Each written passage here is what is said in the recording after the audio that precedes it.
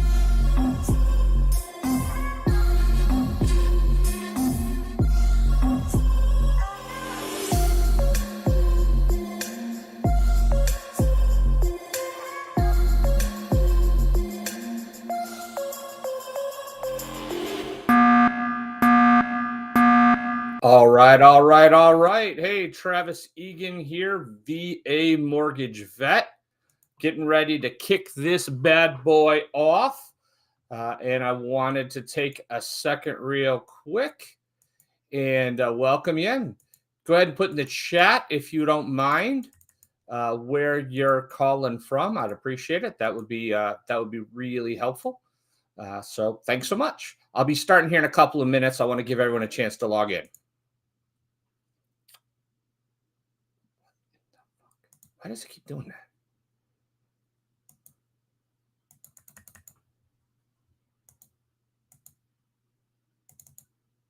What is going on? Green, just fucking go, you stupid fuck. Auto. Custom. No. Just go auto. Here. That's what I want, you dumb shit. There. Golly.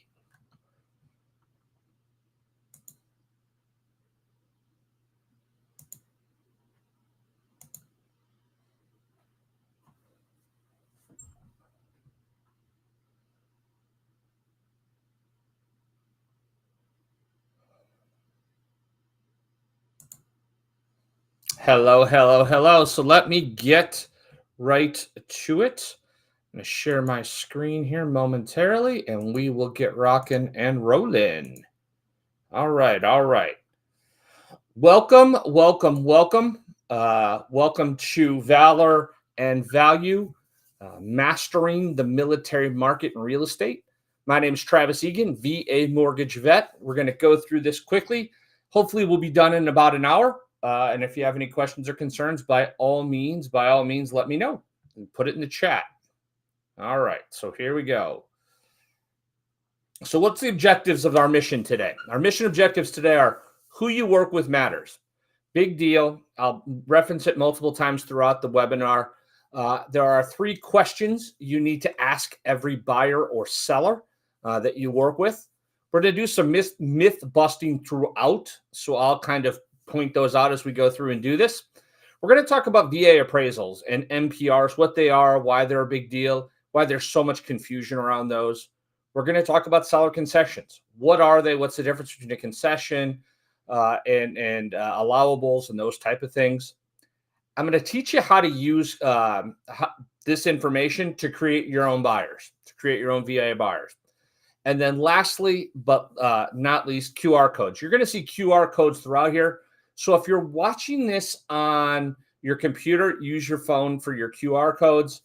If you're not doing it on your computer, there'll be some information for you that you can go in and get rocking and rolling on this. Okay. So here we go. Let's get through this. All right. Why should you listen to me? Who am I? Who's the knucklehead you're talking to today? My name is Travis Egan. I am a VA mortgage vet. I am the VA mortgage vet. I'm a United States Marine combat active in Operation Just Cause. I spent several years in Central America and then was transitioned to Bosnia-Herzegovina in Operation Deliberate Force. I work at Edge Home Finance. I've been doing mortgages since 1995. I got my originator's license back in October of 1995. I've done mortgages, thousands of mortgages, over 4,000 mortgages. And I don't tell you that to brag. I tell you that because know that I've seen a lot of things that you likely haven't or may not have. Doesn't mean I've seen them all. I'm constantly surprised by new things. So anytime, and if you look over my shoulder here, you'll see there's a QR code on my screen. If you want to take a picture of that as well, that'll give you my contact information. So, all right. So here's just a few pictures of the time I served, that type of thing. So we'll get rocking and rolling. So who you work with matters. And I love this quote. I fear not the man who practiced 10,000 kicks one time. I fear the man who's practiced one kick 10,000 times. So the fact that we do this as often as we do this, the fact that my team and I are so good at working with VA buyers is a reason why you should know that you're dealing with someone who knows what they're talking about. So let's talk about it. In Central Tennessee, so we're going to use, Tennessee is kind of our basis point. That's where I live, in Central Tennessee. So in 2022, now we don't have the data yet for 2023. Once we get this, I'll update this. But as of right now, we've done almost 27,500 ish transactions, total purchase transactions in the entire state of Tennessee in 2022. Of those, 11,765 were VA loans. So that's a pretty significant market share, right? We're talking almost 43% of the market. So almost 1 in 2 are VA mortgages. So whether you're a person representing a buyer for a VA, VA home that needs a VA loan, or you're a seller, it would be helpful for you to know these important pieces to make sure you're representing your client the best way possible. So here are 3 mandatory questions that you must ask every client you work with. Are you or your spouse a veteran? Now, just to give you an idea, there's almost 19 million veterans in the United States. 1.176 million of them are female. I will tell you, I've been guilty of this before. You think maybe their significant other is the veteran and it's them. So know that there are a ton of women veterans and a ton of women active duty service members that definitely you should be giving your attention to. And you should ask them, even if you don't think they are, you might be surprised. There were 103,257 VA loans provided to female veterans in 2022. And then 36,000, there are about 38,000, people that receive survivors benefits, right? So that means people that lost a loved one and are eligible for a VA mortgage. So this one sometimes gets people a little tricked up. Don't let it. Just find out and then talk to the lender, hopefully me or whoever it may be, and then they'll help you determine whether or not that surviving spouse or child is eligible for a VA mortgage. The next question you should ask are you entitled to a disability from the VA? About 6 million veterans, so about a third of the veterans you saw up top there, a little bit less, 30% or so, have some type of service-connected disability. That's huge. And here's why it's huge. It will help the veteran get the best financing, and it will eliminate a huge cost for them. Secondly, there may be some advantages depending on the state of property tax exemption. So you may get some tax exemptions for being a disabled vet, which may help them qualify for more home. So just know that that's an important piece to know. Once again, talk to your lender about that. And then the third question you should ask is, do you have your certificate of eligibility? I will tell you, it chaps my hind end more than anything else to see pre-approvals and pre-qualification letters written, and a certificate of eligibility has not been pulled. It takes less than 2 minutes to pull one. And it's super easy for the vet to get them or their active duty service member to get them as well. So let's make sure they have that for eligibility purposes. So we're going to take a quick second here and talk about what's the difference between pre-qual and pre-approval, right? So pre-qual is just basically you give me some basic financial information and I can tell you approximately this is what you can afford. We haven't vetted it. We haven't verified it. We haven't done any of those things. Pre-approval means I've seen the documents. My hands have seen them. I've seen the certificate of eligibility to make sure they're eligible. I've seen their income. I've seen their assets. I've run it through some type of automated underwriting or maybe even a human underwriter, depending on the lender that we're going with.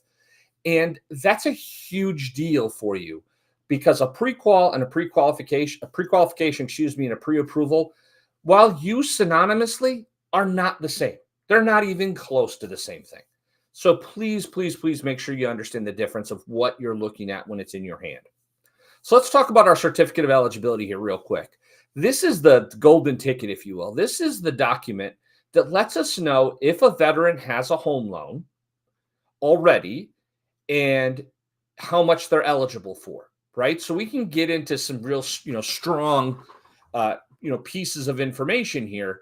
But what I want you to look at is this person has shown that they had a loan at one point for about $104,000, and they've used their entitlement. The key piece to understand here are there are two types of entitlement. basic and bonus entitlement. Your lender will know the difference, or should if they're an expert in this particular area of expertise. All right, so let's go back here. So now we're going to start talking about what are some of the common myths of VA buyers, right? So what's a common myth? So I want you to tell me which of these two buyers you think is the buyer that you'd want to work with more. You tell me. So buyer A has a FICO score of 658, pretty good, right? That's okay. Average household income of just under 70,000. Average loan amounts about 232,000, 233,000. Okay. Buyer B. Average FICO score of 746. Average income of about just over $101,000.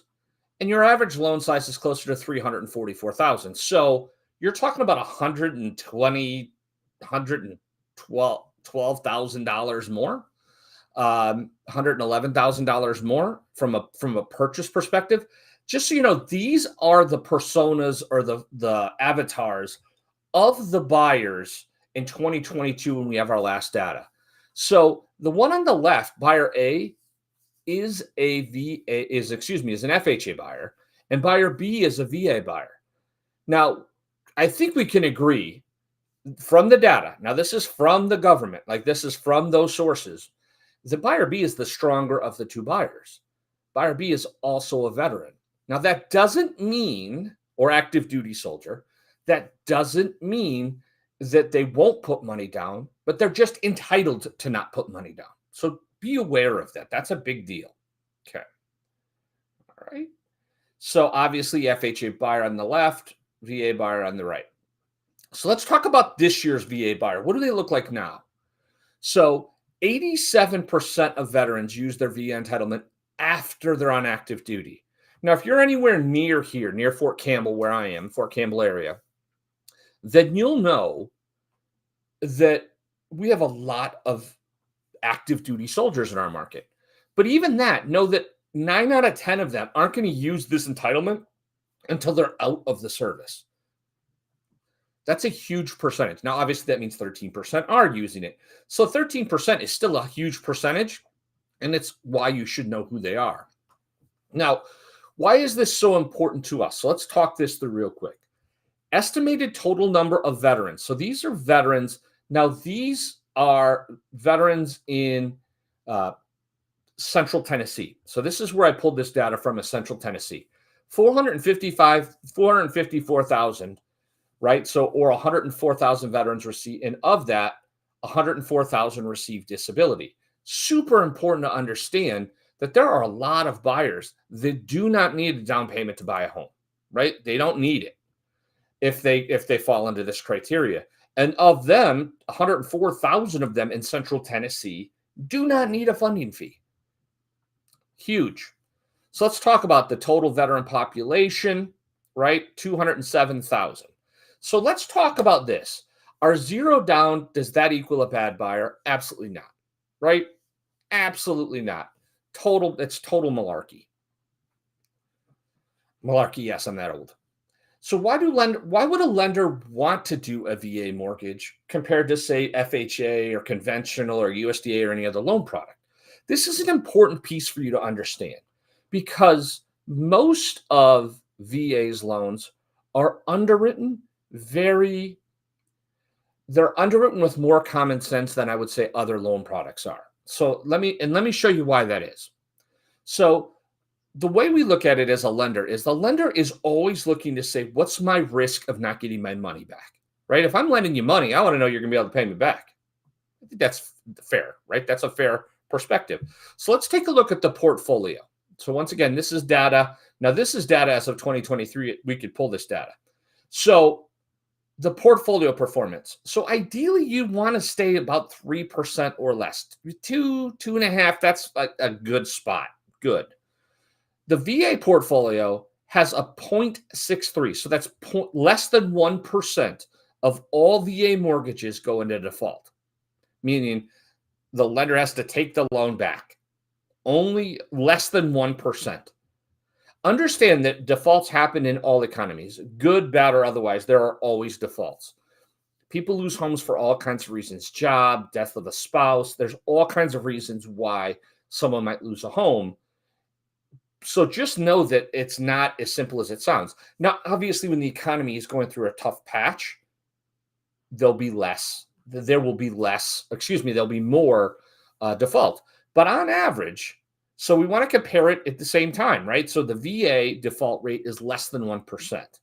Conventional is at 3%, right? So a little bit higher than good, but it's okay, right? Now, that's an important thing to understand. That's why they underwrite conventional loans so strictly, because they want to try to get that default percentage down. And then FHA is poor. Understand that FHA was designed for a different buyer, right? That's designed to help people that might not otherwise get mortgages. So just know that while their performance is low, they also that's by design. Now, do they want to get that number lower? For sure, 100%. So let's talk about what's the protection from a borrower default. So if someone doesn't make their mortgage payment, what protection does the lender have from the agencies? So Fannie and Freddie, there's none. Now, here's what I will say: directly from the agency, there's none. But lenders, if they're not putting 20% down, are required to get mortgage insurance. The mortgage insurance steps in, but that's an additional cost that makes it harder for that customer to qualify.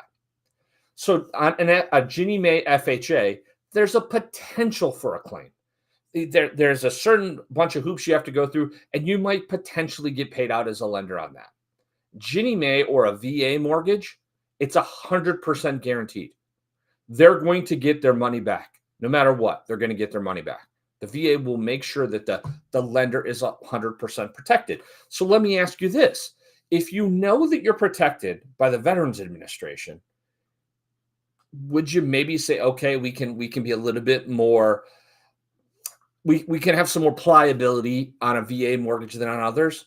The answer is yes. 100% the answer is yes. So when we talk about specific things, one of the things we hear a lot, or I hear a lot, some of my peers hear as well, is, well, they can't buy the house because their credit score is too low. The VA doesn't have that. That's not an actual rule for the VA. So he who holds the gold makes the rules. Lenders can add additional requirements above and beyond the guidelines state. So let me give you an example. On a conventional mortgage, like we talked about, Fannie Mae sets guidelines at a certain level. Can a mortgage insurance company set levels that are higher than Fannie Mae or Freddie Mac to ensure the difference, the risk? The answer is yes, they can. It's called an overlay. They add an additional layer on top of the governmental agency. So understand that when you hear a lender say, oh, the VA doesn't allow this, make sure that that's true. So let me give you an idea of some common ones. Like I just said, FICO score. I know there's some major lenders in the area that will only do VA loans to 620. Okay, well, that's fine, 620 and above, but understand that I have lenders that will go all the way down to 500, right? So now that doesn't mean a 500 borrower is going to get approved. They still have to qualify, right? So understand they may be eligible, but they still have to qualify. But the VA does not set a FICO score requirement. You could see additional seasoning on bankruptcies and foreclosures. So you could see a lender say, well, I'll do VA loans with this credit score, but they have to be this much past their bankruptcy or their disclosure or their foreclosure, excuse me. And you could see some limitation on property types. So maybe one lender doesn't want to do a VA mobile home or a VA condo, while other lenders are totally fine with it. So just know that when you see those type of things, those aren't VA restrictions. Those are lender-specific overlay restrictions.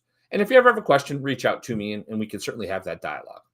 Okay, so we know that VA loans aren't harder to get through underwriting. So we've just busted that myth. Like, that's just not true. It's 100% inaccurate. All right, so here's a big one. VA loans take longer to close than, say, conventional or FHA or any others. So 99% of all lenders have what they call automatic underwriting authority. So that basically says the VA says to them, we accept what you say is underwriting. We accept that. We accept your underwriting approval. The average turn times in 2022 from application to close nationally. Now, this includes joint loans. Which is a veteran and a non-spouse. This includes survivor loans. It's about 33 days. So across the board, there are some potentially a little bit more difficult loans in there. But as a general rule, it's 33 days. I will tell you, my team, we average 19 days from application to close. 19. In fact, we could probably close sooner, but obviously we have some contractual limitations as well. Some of that is what we call save loans, where we'll have a borrower who's working with another lender who misinterprets a guideline, and we're able to get that to the finish line. So you could see, I've closed some in as fast as 10 days. So just so you're aware, it's certainly possible. They're not necessarily any longer. Okay. So VA loans don't take longer. I assure you they do not. They're by far the fastest. So let's talk about myth number 4. The seller must pay veterans fees, right? You hear this a lot. Like if you're talking with your colleagues, like, well, I don't like VA because the seller has to pay fees on a VA loan that they wouldn't necessarily have to pay if it was a conventional buyer. So let's talk through that. So I'm going to go over some of the myths here and break them down very, very distinctly. I want you to do me a favor. I want you to see if you can find the word seller or seller must pay, right? So we're looking in this next 7 slides on what must the seller pay for the veteran that they wouldn't have to pay for a conventional loan. Fair? Seems fair to me. So let's talk about this. Up until the VA circular on May 7th, 2014, it became an ability where the seller would have to pay for pest inspection in most cases. Not always. It just depends. Now, they can. So you see right here, VA treats pest inspection fees the same as any other non-allowable fee, right? So some states put it in their contract, right? They put it in their offer to purchase that the seller will pay those fees. But I will tell you, as of circular on June 15th, 2022, it's just all we need is an itemized invoice. We just need an itemized invoice. We do not need, it's considered a fee of acquisition. Now, even if your state has it in their contract, that's not a VA issue. That's a state issue, right? That's a state realtor board issue. That is not a Veterans Administration issue. The VA does not require that the seller pay for pest inspections. It's just not true. So here are some key terms. Non-reimbursable fees. So think of these as like non-reoccurring fees. Payment, they're one-time appraisal, water, title insurance. You pay for them one time, right, during the transaction. So non-reimbursable. Okay. Itemized fees. So what are itemized fees? So these are things that, goods and services that cost for each item purchased rather than the total cost. So the VA loan program involves a veteran earned benefit, meaning no veteran gets this just because they say they're a veteran. You have to earn it. Right? Every veteran, every active duty service member that has this, they've earned that right. The VA policy has evolved around the objective of helping active duty service members and veterans. Everything the VA does is to try to make it easier for them to acquire housing. So let's talk about this. These are fees and charges the veteran can, keyword can pay.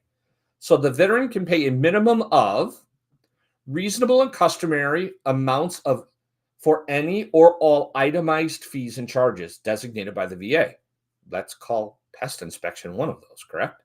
Plus 1% flat charge by the lender. Now, I will tell you that was customary 20 years ago. Not so much anymore. I mean, when I first got into the business, we charged a 1% origination fee on all loan types. That we don't charge that at any. But just so you know, that used to be, it's still allowable though. It's still allowable. Plus, so 1% plus reasonable discount points. So they could pay for their fees. They could pay for the 1%, and they could pay for reasonable discount points. So let's talk about fees and charges the veteran can pay. We're going to stay right here. So here are some itemized fees that the veteran can pay. If you look, these are all things you see on the loan estimate and the CD, right? On the closing disclosure. So appraisal and compliance inspections, recording fees, credit reports, prepaid items, hazard insurance, flood, title examination, and insurance. Here's one that I always like to point out: survey. Not all states require a survey, but those that do, you can, like the state of Florida, for instance, you have to have a survey at the time of closing for title insurance purposes. You have to, it's a requirement. So just know that these fees are all allowed. The borrower may not pay a duplicate fee for service. So this is an important piece. I like to read this one exactly, right? So you have a civilian, a non-veteran, a non-active duty member that's buying a house. They have a contract. They paid for a water test on the property, the water and septic test, let's say. And the listing agent has a backup VA offer. If the water test is still valid, meaning it hasn't expired, it's still within the parameters, and the water test is acceptable to the lender, the veteran cannot be charged for a new water test, right? So we just get a copy of it, and we rock and roll with it. So just so you're aware, they can't be charged duplicate. They can't be made to pay for something that's already been done. I hope that makes sense. Fees and chart, once again, we're still talking about things the veteran can pay for here. So the lender's 1% charge. So let's talk about what that is.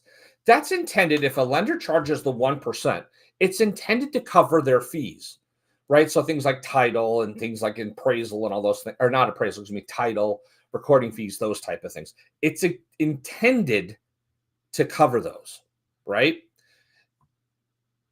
Just be aware that if the lender charges 1%, that's supposed to cover a lot of their initial expenditures. So fees the veteran can pay for. Once again, let's talk about this. The following are examples of items that cannot be charged to the veteran. So we can't charge these. If they take the 1%, right? So it's a flat fee. So all of these pieces would fall into the 1% fee. Now, charges the veteran cannot pay for, attorney's fees. The lender may not charge the borrower for attorney's fees. However, reasonable fees for title examination work and title insurance can be paid. So sometimes attorneys will do both title work and closing, and the attorney handles all those pieces. They can't charge for their legal services, but they can charge for title examination and title insurance.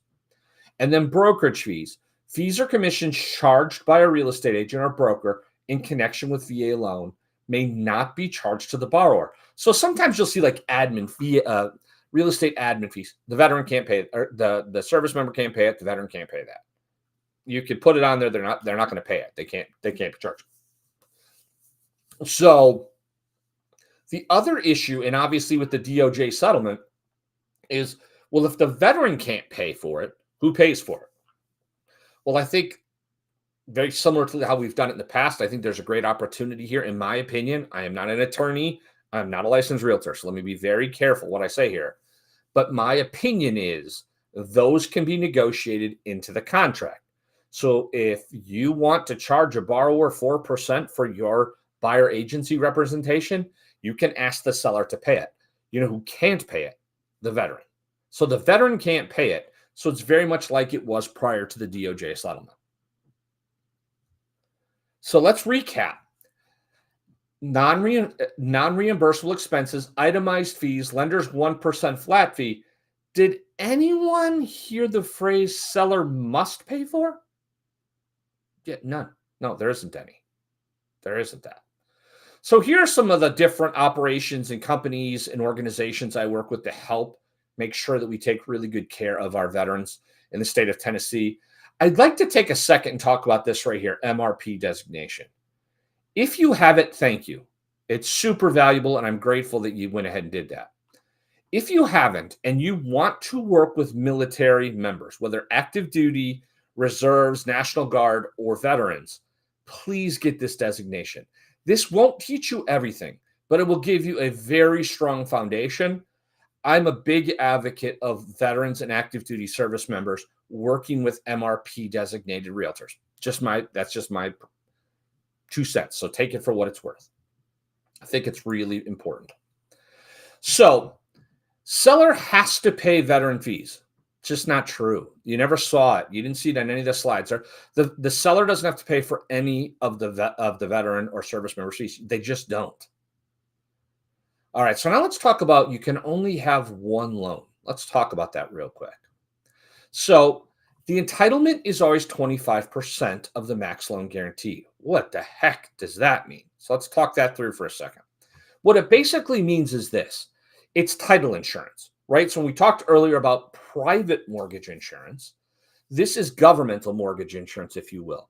The funding fee is used to cover that. And what they cover is 25% of the purchase price. They cover that for the lender.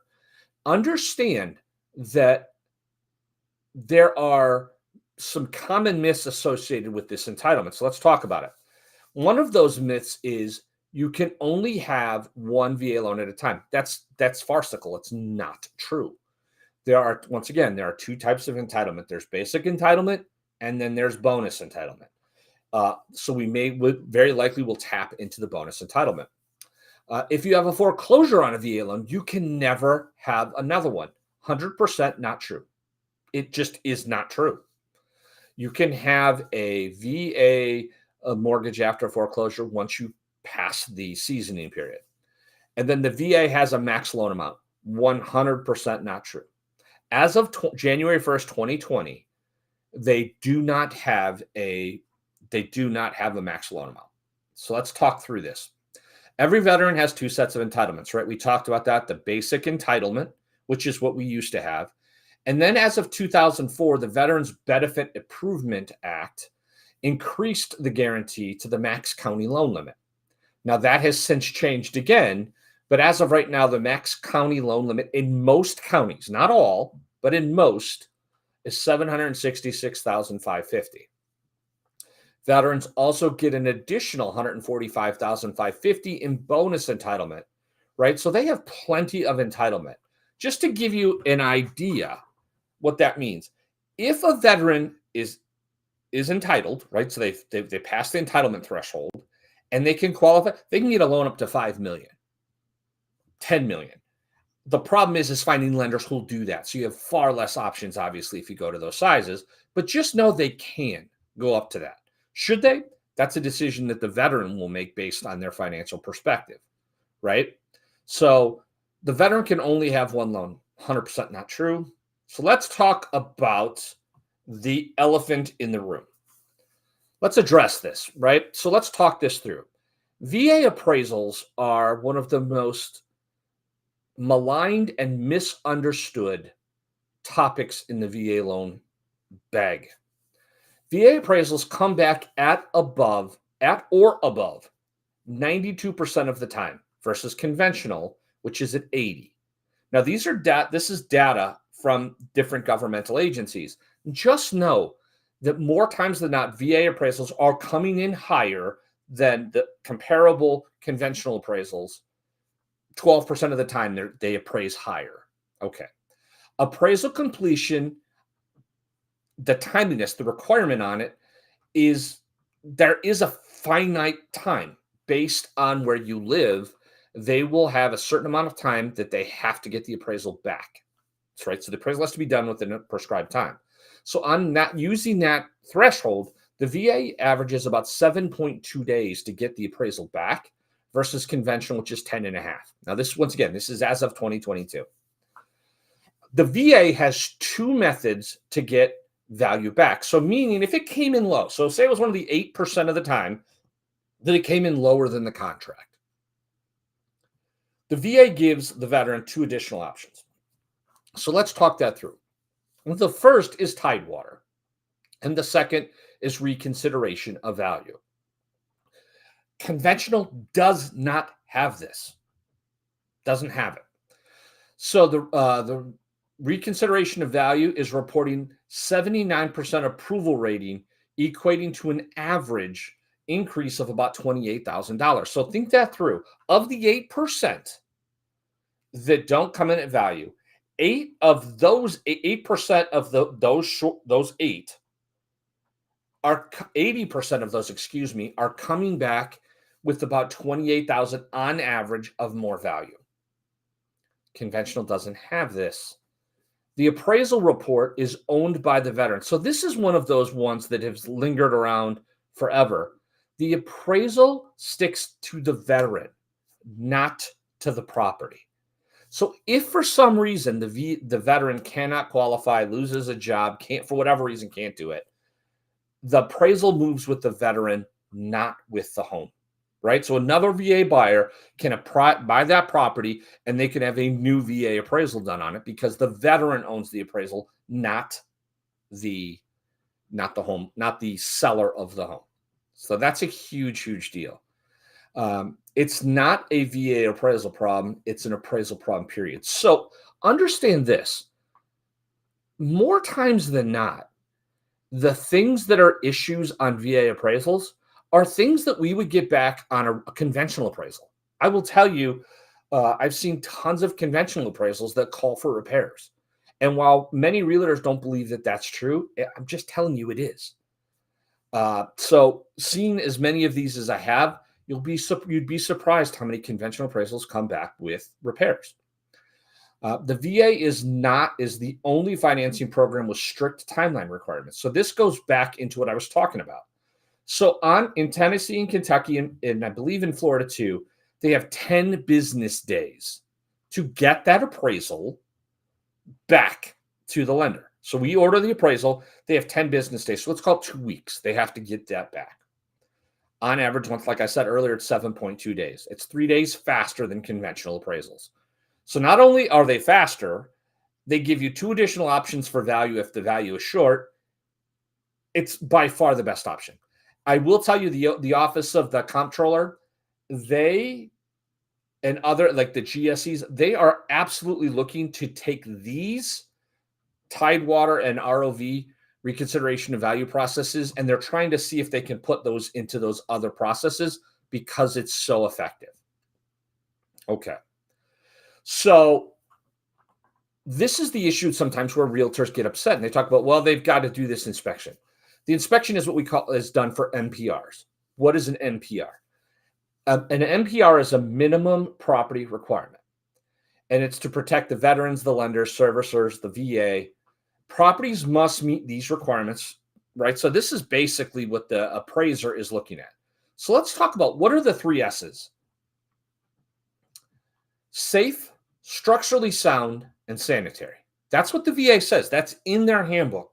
It absolutely says these are the 3 things that it must meet. So what are we talking about? Broken windows, lead-based paint. So homes that were built prior to 1978, if there's chipped and peeling paint, I always tell everyone, if there's chipped and peeling paint anywhere, you should consider taking care of it, right? But they stopped making lead-based paint in 1978. So just know that if there's chipped or peeling paint, that could be an issue. But I've seen chipped or peeling paint called for on conventional appraisals as well. Definitely on FHA, definitely on USDA. If there's mold, visible mold, they smell mold, they could call for that. And if they're foundation cracks, right? So these aren't foundation cracks that are from settling, right? Because obviously properties settle over time. But these would be actual structural cracks. The appraiser would say, hey, look, I'm not a structural engineer, but I think you should get a second set of eyes on this to make sure the structure is in good shape. So note that if you have these issues, you're going to have these issues, whether it's conventional, FHA, or VA, right? So these are issues that your seller, should be paying attention to. So cosmetic repairs. The appraiser should not recommend repairs of cosmetic items. Now, I will tell you, I've had appraisers over the years call for cosmetic repairs, and I always call them out on it. Like, does this meet the 3, right? If it doesn't meet the 3, you can make a comment, but what you're supposed to do is adjust down the overall condition of the property. There's a spot on the appraisal where they give an overall assessment of the property, right? So if there's worn floor, or the carpet has got a wear spot or whatever, they adjust the condition of the property. They don't call for a repair, right? That's a big deal. And a good lender will look over the appraiser to make sure that what they're calling for are not unrealistic repairs. So, once again, this goes back to what I just said. This will affect the overall condition of the property, and it could have an adjustment on value based on the condition, not based on repairs. Okay. So let's go into some more specific about Tidewater and the reconsideration of value, or ROV, as I'll call it from this point forward. So, what is Tidewater? So, Tidewater, there are several types of Tidewater, right? So, there's specific phases in the process. Phase one, appraiser goes out, they've done the inspection, but they haven't completed the value portion of it. They're looking at the grid, they're looking at their comparables, and they say, uh-oh, I don't think the value is going to meet the contract value. It's not going to meet it. It's short of the value. If it's over, they wouldn't issue this. This isn't an issue. But if it's under, they would issue Tidewater. The appraiser then goes to the lender that ordered the appraisal, and they have once that is issued to us, 48 hours after that point, we have to make sure we turn 3 comps in to help them adjust their value to get the value on the contract. Now, phase two, the appraiser has either received the comps or they haven't received the comps, and they look at it, and it's all done within the 48-hour period. Then what happens is the appraiser issues the value to the VA. The appraiser is sent to the VA. The VA gives the NOV, notice of value, and then it comes back to the lender. So before the value is ever determined by the appraiser, if they believe the appraisal will come in short, less than the contract amount, you have an opportunity as a realtor to present additional comps to push that value to where you believe it should be, which most of the great realtors I know do this anyway. They already have comps for the property. And I've had several realtors actually give those comps to the realtor at the inspection. Not always, but I've had some do that. Now, the reconsideration of value, let's talk about this, because this is one that gets a little confusing. And I'm going to take my greasy mug out of the way so you can read this entire slide. So let me take that out of there. So the lender receives the appraisal back from the appraiser, right? They ask the staff appraiser, when they look at the value, they go, aha, this property is coming in short of the purchase. The veteran, the service member, the person who's eligible must request in writing for the lender to initiate reconsideration of value. Once again, 80% of the time when this is done, the values improve on average about $28,000. The SAR then at the regional lending center or regional loan center where the state is assigned. So in Kentucky, it's Roanoke, Virginia. In Tennessee, it's Atlanta, Georgia. In Florida, it's Tampa, Florida. Their staff appraiser would then go back and review the information. And they have up to 15% authority. So they could literally look at that and say, hey, we think there's 15% more value here. And they can automatically override the appraiser. Once again, this is done for the veteran's benefit. So on the reconsideration of value, like I said, appraisals are now coming in less than offer price. So right now about 20%, right? So as we're looking at this in 23 and 24, VA appraisals are coming in low about 15% of the time, right? So still better, but because the market that we had in 2020 and 2021, we're seeing a few oddities here. The reconsideration of value, once again, is getting an approval rate of 79%. So of this 15, 79% of those are coming back at better value.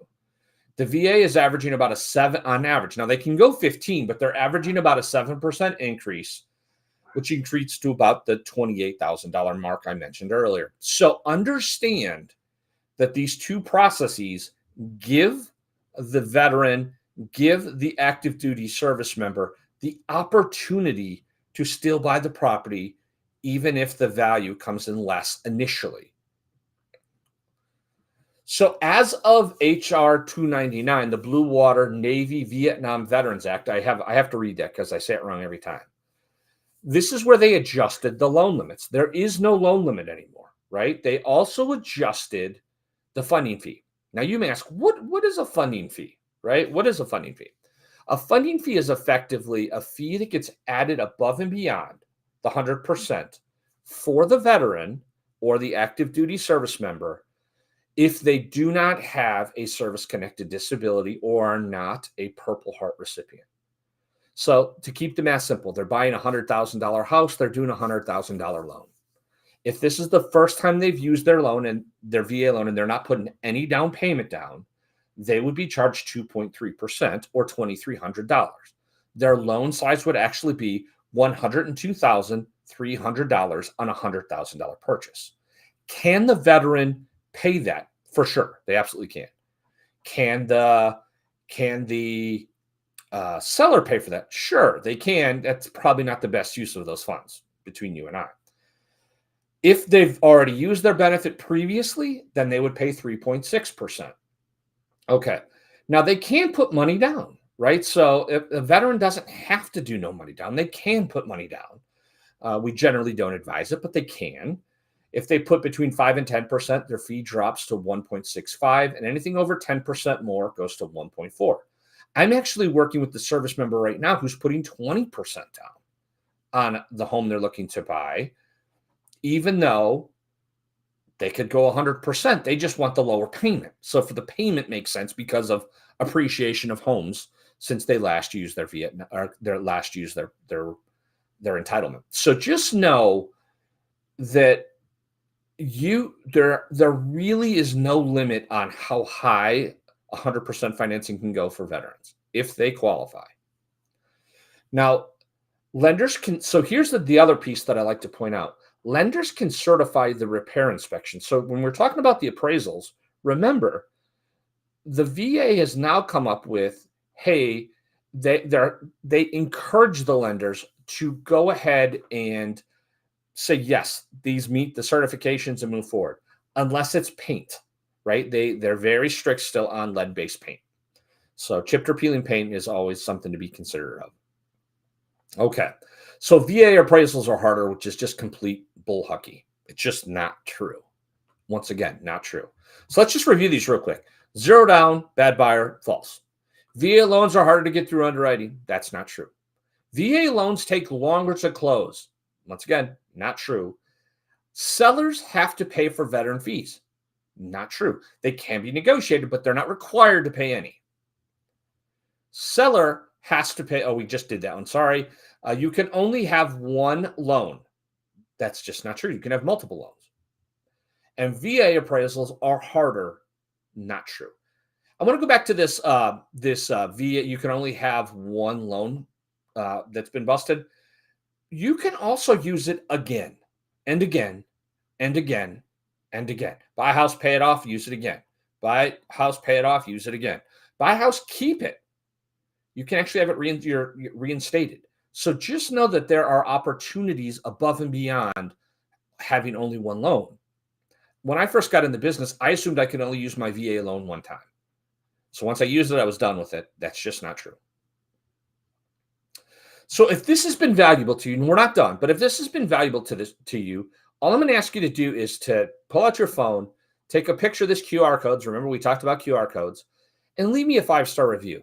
If it isn't a 5-star review, I'd ask you not to leave anything. But if you feel like this has been valuable, please do that. So why should a seller accept a VA offer, right? So let's kind of go through this really quick. The presentation from the buyer's agent is everything, right?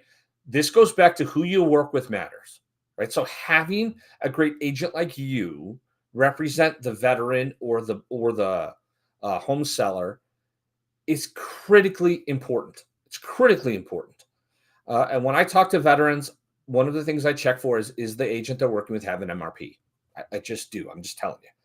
Now, I'd never encourage them to work with somebody else, but having an MRP at least gives them a good foundation to work from a veteran's perspective.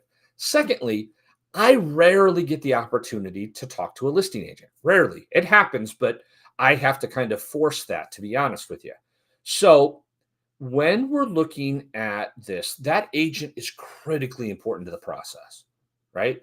Because they're the only one who gets to present the offer and talk to the other agent, generally speaking. The VA has easier underwriting and they have little to no lender overlays, right? Like I could tell you from my perspective, I think we have 25 or 30 VA lenders. And of the 25 or 30 that we work with, 90% of them have no additional overlays. Some are dramatically less than others that you're seeing in the market. Zero down does not equal an inferior buyer like FHA. So people think if someone does an FHA loan, they're an inferior buyer. Understand that program is designed for a different buyer. VA buyers, in most cases, are the same or in some instances better from an income, from an asset, from a reserves perspective than even conventional buyers. So don't confuse VA with FHA. If you're going to confuse them with an upper tier conventional buyer. VA has two additional options for value where conventional and FHA do not. We've talked about that in the appraisal section. VA loans are more valuable to lenders for their portfolio performance. This is like going back to what we talked about, less than a 1% default rate versus 3% and 8%, right? Dramatically different perspective. Lenders love to have VA loans on their books, especially servicing loans.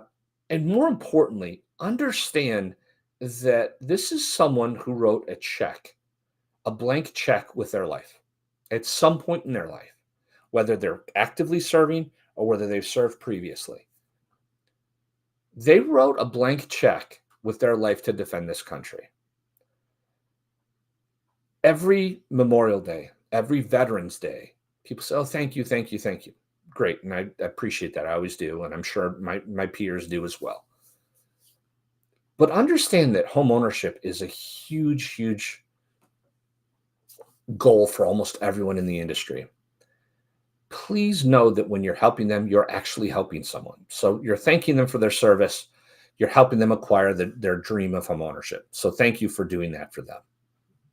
All right, closing cost concessions, seller concessions rule. So let's talk about this because this comes up from time to time too. Anything of value added to the transaction by a builder, a seller, for which the buyer pays nothing additional, which is not considered customary. It could be a big screen TV in the wall. Think of it something like that, something that's not customary, right? Versus closing cost associated with specific property, right? So we're talking about things like, the list of fees we talked about earlier, right? So understand concessions and closing costs are different. VA seller's concession rule is not the same as directed by HUD. HUD manages FHA. So it's not the same. Understand. The maximum seller concession for VA loans is 4% of the established reasonable value. So, right, if we go back to the value, the appraisal value of the property, and you can have 4% in seller concessions. Now, you may say, what's the difference then between closing costs and concessions? The VA allows for the veteran or the active duty service member to ask the seller to pay fees so they can qualify. For instance, judgments, credit cards, things of that nature, loans they can use to pay off to qualify. That's a concession that would be above and beyond the traditional closing costs. It only limits seller contributions towards the items in the following slides. So let's talk about it. Payment of veterans funding fee, payment of veterans taxes or insurance, gifts such as TVs or appliances, payments of extra points, provisions for escrows, pay off credit card balances or judgments on behalf of the buyer. So all the things I talked about before, these are things that concessions can be used for, right? These are things concessions can be used for. So understand that these aren't necessarily closing costs. The funding fee is a cost, but it's it's financed. So that would be considered concession. If the seller wanted to pay the funding fee, I think there are better ways to use that, but they could technically do that if that made sense. Seller contribution towards closing cost. In addition to the 4% concessions, sellers, lenders can assist with payment of VA allowable closing cost above the 4%, right? So all your traditional closing cost. So please know that 4% rule isn't 4% for everything. It's 4% for concessions plus closing costs, allowable fees. Payment of points is appropriate to the market, right? So you're asking, great, Travis. You've told me all this great information that I've learned. Thanks so much. Appreciate it. But how do I get buyers for free? I'm glad you asked. That's an excellent question. I will be having a consumer webinar next Wednesday evening at 6:30 p.m. Central Time. I can help you get information to promote it. You can promote on your social media. You're going to have your own unique link. Every time someone registers with your link, you will immediately be tagged and an email will be sent to you through our automations that will let you know that another person has signed up for the webinar and they are assigned to you. So you can reach out to them and call them. You can text them. You can put them in your email drips. Know that we will do the same. And once we get them approved, guess who we're going to refer them to? The agent who introduced us. Now, I will do that. I do that every 2 weeks. So every 2 weeks, I have another webinar. So you can reuse that. You can reuse that link multiple times. When they attend and they get pre-approved, once again, you're the realtor. Super easy, right? So if this is something you're interested in, this is my cell phone. You could certainly text to this number. Just text the word VA buyer. And I have literally a Google Drive folder set up with social media posts, email templates, all kinds of different things. And I have a couple of surprise bonuses in there for you as well for taking the time to meet with me and to help me promote this event. This will then help you grow your business, and it doesn't cost you anything. You just grab the post, drop it into your social media, and rock and roll. I even have it broken out for Twitter, which has less characters, obviously. So if this is something you'd like help with, once again, just text VA buyer to that number, and I will help you create more VA buyers so you can help more service members and active duty service members and veterans. Excellent. So this is important. If you want to take a picture of this slide, I would highly recommend you do this.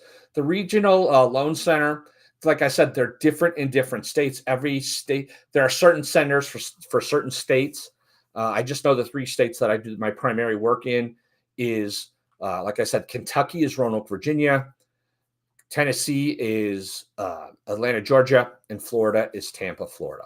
So just know that if you reach out to this number, they're going to route you to the right one. So this is a great piece of information for you. And if you're looking for my contact information, how to get a hold of me, all I need you to do is take a picture of this QR code and save my information on your phone, and you will have it. So thank you for your time today. I very much appreciate it. If you have any questions or concerns, by all means, reach out to me. Even if it's a loan that I'm not working on, I'd love to be an advocate and help you in any way that I can. Thank you so much for your time. I appreciate you being here today. Talk soon. Bye-bye.